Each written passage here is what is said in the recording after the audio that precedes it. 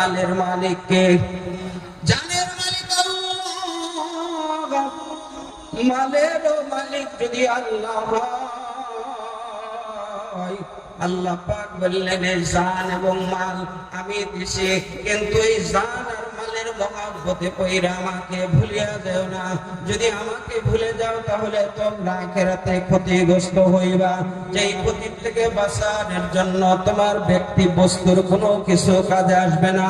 আজকে দুনিয়ার মধ্যে বিপদে পড়লে টাকা দিয়ে তো বাঁচানো সম্ভব হয় না মুসলমান।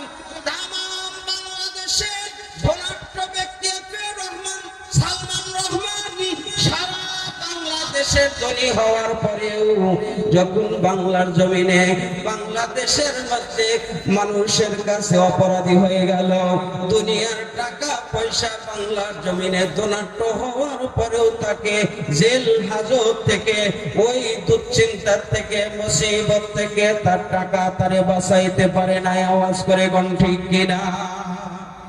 আল্লাহ বলেন তোমার টাকা দুনিয়াতেই তোমার কাজে আসে না, তোমার প্রধানমন্ত্রীগিরি দুনিয়াতেই কাজে আসে না। আল্লাহ পাক বললেন আখিরাত এমন একটা জায়গা, শোনো ওই জায়গার মধ্যে একবার যদি কেউ বিপদের মধ্যে পড়ে যায় তাহলে টাকা দিয়েও বাঁচানো সম্ভব না, ক্ষমতা দিয়ে বাঁচানো সম্ভব না, যুক্তি দিয়েও বাঁচানো সম্ভব না। তুমি যদি বাঁচতে চাও তাহলে আল্লাহ পাক এবং রাসূলের আদর্শ মেনে নাও। আল্লাহ পাক রব্বুল আলামিনের দুনিয়াতে যতদিন থাকবা, জীবন দিয়েছেন যে আল্লাহ, আমার সবগুলা কাজ হবে সেই আল্লাহর খুশি মোতাবেক। আমার জীবনের ব্যবসা বাণিজ্য, চাকরি বাকরি, খামার, কৃষি কাজ, চাকরি সব কিছু আওয়াজ করে বলেন কার মোতাবেক হবে? আল্লাহর সন্তুষ্টি মোতাবেক হবে। কিন্তু আজকে বাংলার জমিনে আমরা মানুষ হইয়া মানুষকে খুশি করার জন্য ব্যস্ত হয়ে গেছি, ক্ষমতার জন্য ব্যস্ত হয়ে গেছি, ভাইরাল হওয়ার জন্য ব্যস্ত হয়ে গেছি। আল্লাহ নবী বলেছেন যে এমন একটা পৃথিবীতে সময় আসবে যে সময় হাজার হাজার কোটি কোটি গুণ মুসলমান থাকবে, তারপরেও বিধর্মীদের সাথে মুসলমান মার খাবে। আল্লাহ নবীর সাহাবীরা বললেন নবীজি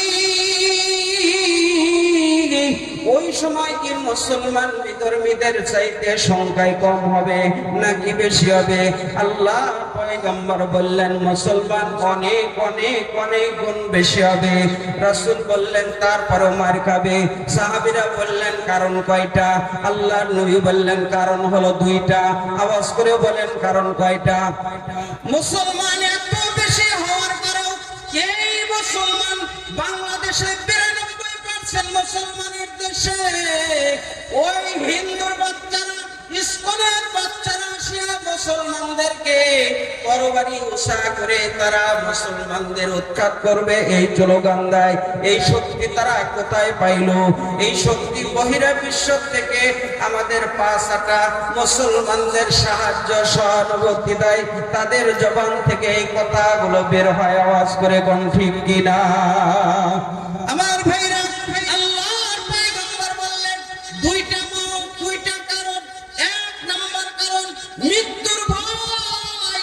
মুসলমান হক কথা বললে মৃত্যু হবে, হক কথা বললে তার চাকরি চলে যাবে, হক কথা বললে তার সম্পদ কমে যাবে, হক কথা বললে দুনিয়ার মধ্যে সে অসহায় হয়ে যাবে, জনগণ তার পক্ষে থাকবে না, আইন তার পক্ষে থাকবে না, এমনকি নিজের ভাই বাপ পর্যন্ত তার দূরত্ব হয়ে যাবে। আল্লাহর পয়গম্বর বললেন এক নম্বর মৃত্যুর ভয়, আর দুই নম্বর হলো দুনিয়ার লোভ। আজকে মুসলমান আমরা সাধারণ মানুষকে ওয়াজ করে বেড়াই, কিন্তু মৌলবি গ্রুপের লোক যারা আজকে দেখবেন বাংলার জমিনে যে যত বড় মৌলবি তার বাড়ির ফেলার তত বড় উঁচা। আওয়াজ করে কোন ঠিক কিনা? যে বড় বক্তা তার কত সুন্দর গাড়ি, কত দামি বাড়ি, তার খাওয়া পড়া সবকিছু উন্নত মানের। এটা কোনোদিনও দুনিয়ার লোক ছাড়া অন্য কিছু হতে পারে না। দুনিয়ার লোককে সামলাতে পারে না, সে দিনের দায়ী হতে পারে না। বাংলার সিংহ পুরুষ আল্লামা মামুনুল হক বলেছে যে মুসলমানদের যারা দায়ী